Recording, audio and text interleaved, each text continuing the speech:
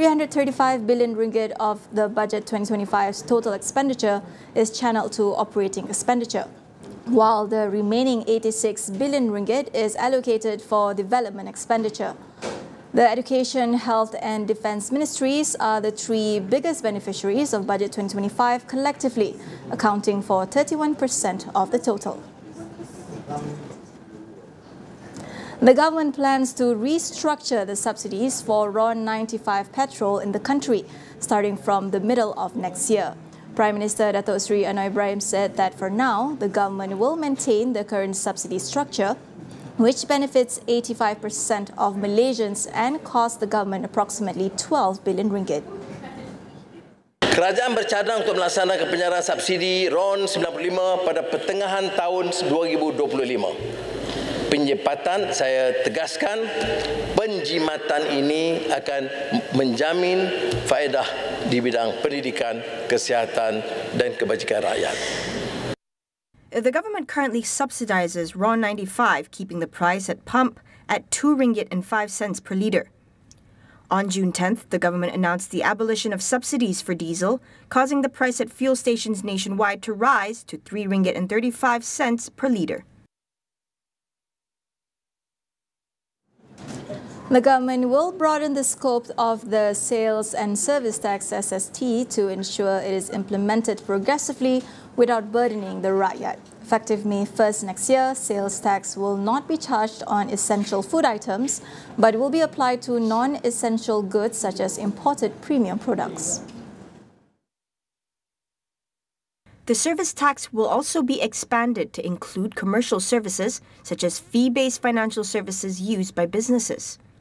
Engagement sessions with stakeholders and related industries will be held before finalizing the scope of expansion and tax rates. Additionally, the government will introduce a 2% dividend tax on dividend income exceeding 100,000 ringgit for individual shareholders, starting from the 2025 assessment year. The government will raise the minimum wage rate from 1,500 ringgit per month to 1,700 ringgit effective from 1st February 2025. However, for employers who have less than 5 employees, the measure can be postponed for a period of 6 months till 1st August 2025. The Human Resources Ministry will also publish a salary guideline for all job sectors for employees' reference. The progressive wage policy that was implemented on a pilot basis last June will also be continued and fully enforced next year, with 200 million ringgit allocated to benefit 50,000 workers.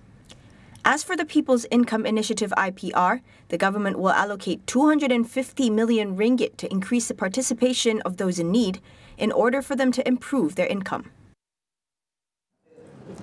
Meanwhile, government entities and statutory bodies with similar roles would be centralized to ensure their mandates are fulfilled effectively. Prime Minister Datuk Seri Anwar Ibrahim says this aims to save costs, enhance efficiency and improve organizational management. Anwar said this includes the merging of the Malaysian Aviation Commission MAVCOM and the Civil Aviation Authority of Malaysia CAAM.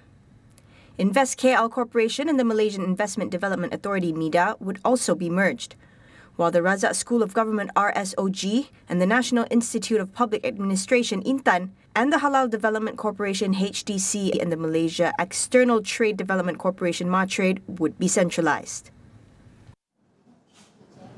And here are the key highlights from Belanjawan 2025. The government will increase allocations for Sumbangan Tunai Rahmah STR and Sumbangan Asas Rahmah SARA to 13 billion ringgit, up from 10 billion, benefiting 9 million recipients. Starting April 2025, 4.1 million households will receive 100 ringgit per month, an increase from the 700,000 recipients this year, with the payments credited directly to their MyCard. Singles will also receive 600 ringgit under STR.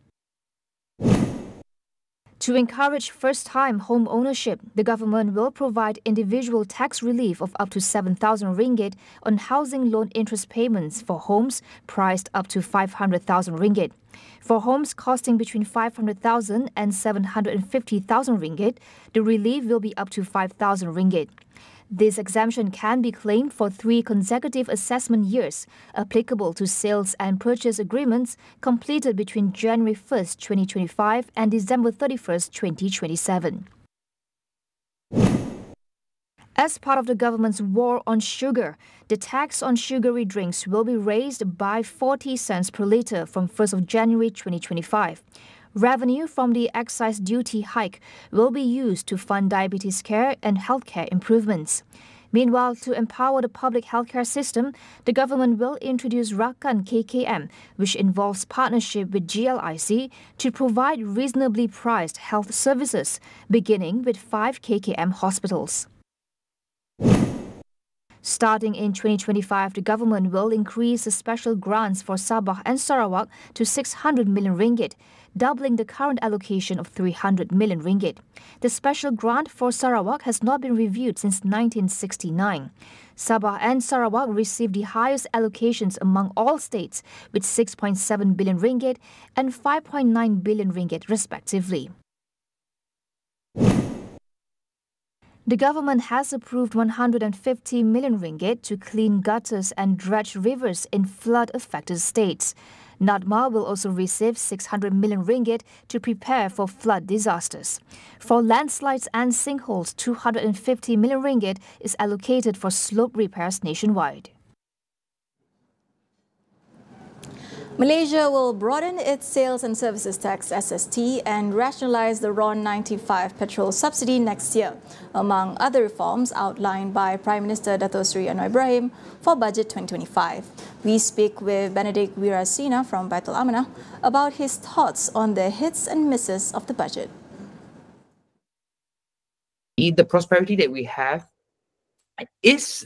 it's good at the moment, but in this prosperity, we need to ensure that we are consciously reducing our fiscal deficit. And I commend the government for their efforts from 5.5% in 2022 to 5% to 4.3%, and finally a projected 3.8% in 2025. However, this still falls short of the midterm review goal, a midterm review of the 12th Malaysian Plan goal to achieve a fiscal deficit target between 3.5% and 3% of GDP. And I think one of the reasons why this is so is because Budget 2025 has a bit of a lack of tax reforms in terms of widening the tax base. You see, in terms of research has already estimated that if GST was reinstated in 2024, if just 6%, let's say, we could actually collect an estimated revenue of 63.5 billion, much more than the 35.8 billion projected in the same year for SST. So it's really a missed opportunity. I understand that Prime Minister has already said that GST will be considered in a later date when minimum wage thresholds reach about 3,000 to 4,000. But there can be actually other initiatives. For example, incorporating certain features of the GST into the SST framework, which could create a fairer tax system, improve compliance, and expand revenue generation. And how this is done? Basically, it's a single tax applied to the value added at each stage of the supply chain, and also an input tax credit mechanism that will allow businesses to claim credits for taxes paid on the purchase of goods and services. Benedict also weighs in on the planned RON 95 subsidy rationalisation in phases. Prime Minister revealed that foreign nationals and the top 15% of ultra-wealthy users are receiving 40% of the RON 95 petrol subsidy, which amounts to 8 billion ringgit. The timing is right. Oil prices remain low this year despite the ongoing conflict in the Middle East. And this is a season ripe for reconfiguring subsidies, especially RON 95. But I really like what the Prime Minister said, that even in education, in terms of fully residential schools, higher education level, and even in public health care, that subsidies, blanket subsidies, might be reconsidered and moved to target subsidies, especially for those who can afford it.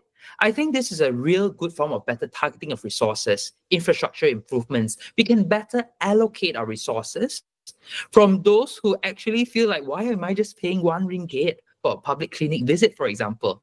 I can pay much more and afford better quality. Why not improve the quality with the additional funds that you collect from higher payments towards the clinic or school fees for those who can afford it? I think this is something that we really need to consider, and this definitely does not contradict with universal healthcare, because these healthcare services, public healthcare services, will still be accessible. But it's just that those who can pay more should be able to pay more. This will ensure equity in financing and ensuring better quality services in terms of public healthcare and public schools as well. Benedict also calls for the reform of poverty alleviation programs to be consolidated under a single umbrella initiative to reduce redundancy. Now, what is the issue here is the fragmentation and overlapping of the many different cash handout programs. And the Prime Minister said this Chinese quote, 一错再错, which means a fatal mistake of repeating the same failure over and over again. And this is the case when it comes to poverty alleviation programs like this. This many number of programs begs the question, how many actually benefit from this same households or target groups benefiting from different or overlapping funding programs at the expense of more deserving households who might not have the literacy or accessibility to access these programs? You know, in fact, in our estimate, there's approximately 17 agencies overseeing a total of 170 distinct social assistance initiatives and programs. This fragmentation actually results in redundant efforts and inefficiencies, which impedes overall effectiveness of addressing poverty. So we feel that all this kind of programs, the different programs, should actually be streamlined under one umbrella. And perhaps this could be a great reform that will finally help us alleviate poverty in our country. Israel has killed Hamas chief Yahya Sinwar in southern Gaza. Sinwar's body was reportedly identified using DNA records after Israeli troops attacked a building in Rafah, killing 3 men during a routine search for Hamas members. His death was also confirmed by Hamas this evening. Israeli Prime Minister Benjamin Netanyahu, however, stated that Sinwar's death does not mark the end of the war in Gaza. Western leaders, including US President Joe Biden, have urged Netanyahu to move towards a ceasefire. He responded that Israel would continue its attacks until all hostages are returned. Hezbollah, meanwhile, has vowed to escalate its war against Israel following Sinwar's death, with Iran expressing similar sentiments. Sinwar succeeded Hamas Political Bureau Chief Ismail Haniyeh after his assassination by Israel in July.